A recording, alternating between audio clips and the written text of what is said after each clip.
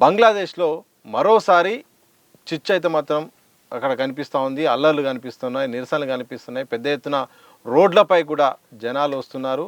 హత్య నేపథ్యంలో సాగిన ఈ యొక్క ఉదాంతం అక్కడ హిందువులపై అలాగే ఒక వ్యక్తిని పట్టుకొని కూడా చంపిన పరిస్థితి. ఒకసారి ఈ ఎపిసోడ్ అందుకని చూస్తే మాత్రం ఎందుకు ఈ అల్లల గల కారణాలు ఏంటి, బంగ్లాదేశ్లో ఏం జరుగుతుంది? బంగ్లాదేశ్లో 24 నుంచి మనం చూస్తూనే ఉన్నాం. అక్కడ రిజర్వేషన్ ఆందోళన జరిగింది. ఆ సందర్భంగా షేక్ హసీనా పారిపోయి వచ్చేసింది. ఓకే. అలాగే నోబెల్ పురస్కార గ్రహీత యూనస్ని అక్కడ సింహాసనం మీద కూర్చోబెట్టారు. ఓకే. ఆయన ఆధ్వర్యంలో జరుగుతున్నటువంటి వ్యవహారంలో ఇప్పుడు ఒక ముస్లిం నాయకుడి మీద కూడా దాడులు జరుగుతున్నాయి అక్కడ.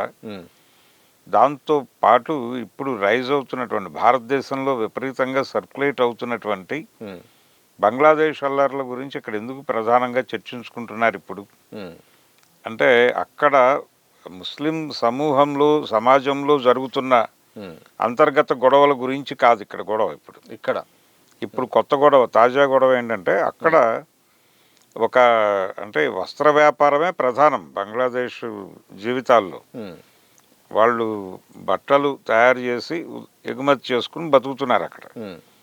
సో ఈ గార్మెంట్ ఇండస్ట్రీ మీద డిపెండ్ అయ్యే వాళ్ళ సంఖ్య ఎక్కువ. బెంగాల్ నుంచి, అంటే పశ్చిమ బెంగాల్ అంటున్నాం మనం, అది తూర్పు బెంగాల్. ఓకే. ఈ పశ్చిమ బెంగాల్ నుంచి బంగ్లాదేశ్కి వెళ్ళి అక్కడ ఈ గార్మెంట్ ఇండస్ట్రీలోనే పనిచేస్తున్నటువంటి ఒక వ్యక్తి, ఓకే, అతన్ని టార్గెట్ చేసి చంపేశారు. చంపడానికి రీజన్ ఏమిటి? వాళ్ళు ప్రకటించిన కారణం మహమ్మద్ ప్రవక్త గురించి అతను హీనంగా మాట్లాడాడు, దైవ దూషణ చేశాడు, కాబట్టి అతన్ని మేము చంపేశామని వాళ్ళు ఒక జస్టిఫికేషన్ డైలాగ్ చెప్పారు.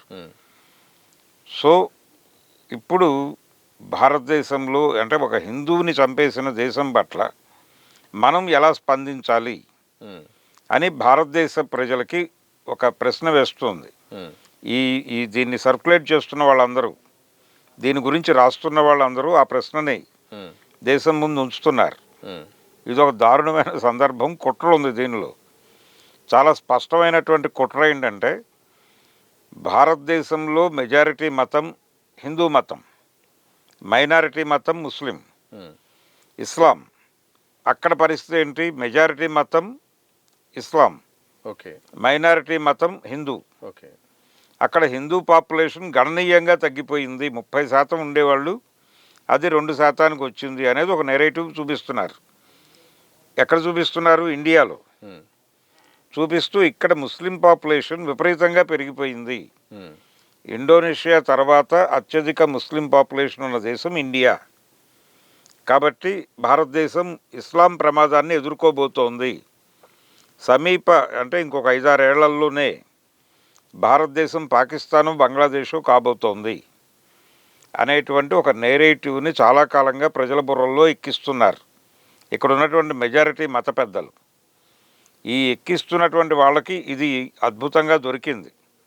ఈరోజు బంగ్లాదేశ్లో ఒక హిందువుని చంపేయటం అనే ఒక పాయింట్, ఆ హత్య నిజానికి ఇక్కడ మైనారిటీలను చంపిన కేసులు ఎన్నున్నాయి?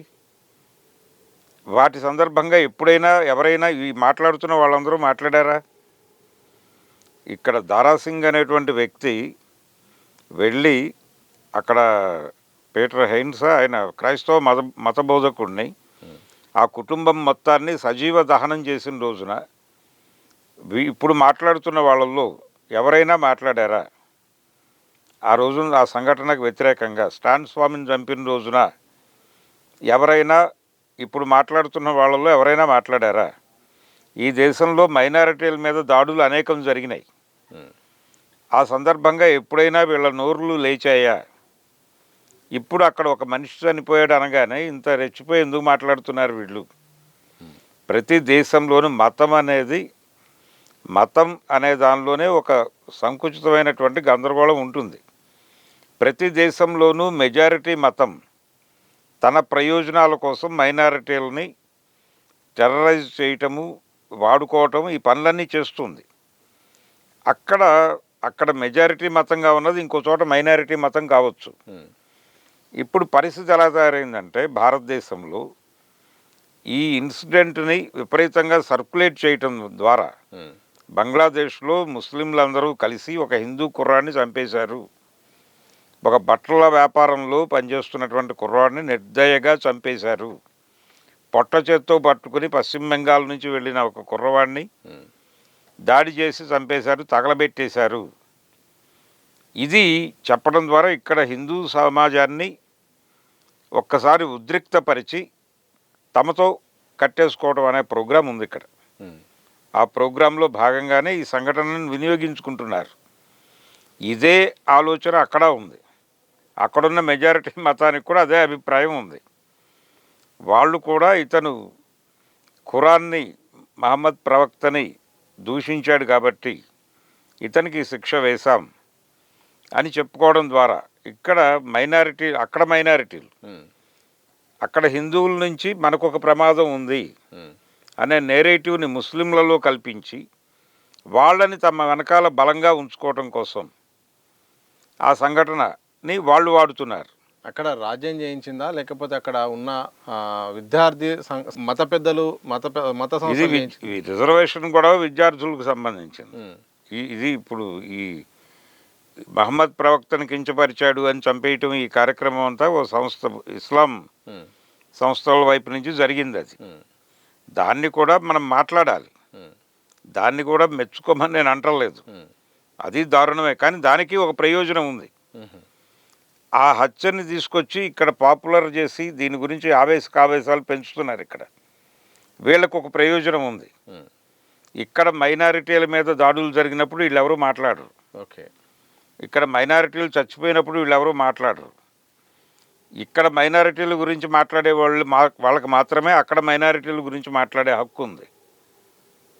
అక్కడ మహాత్మా గాంధీ గారు ఒక మాట చెప్పేవాడు, అప్పుడు బంగ్లాదేశ్ విడిపోలా, ఆయన బతికుండగా పాకిస్తాన్ ఏర్పడింది. ఆయన ఏం చెప్పేవాడంటే, నేను ఇండియాలో ముస్లింని, పాకిస్తాన్లో హిందువుని అనేవాడు.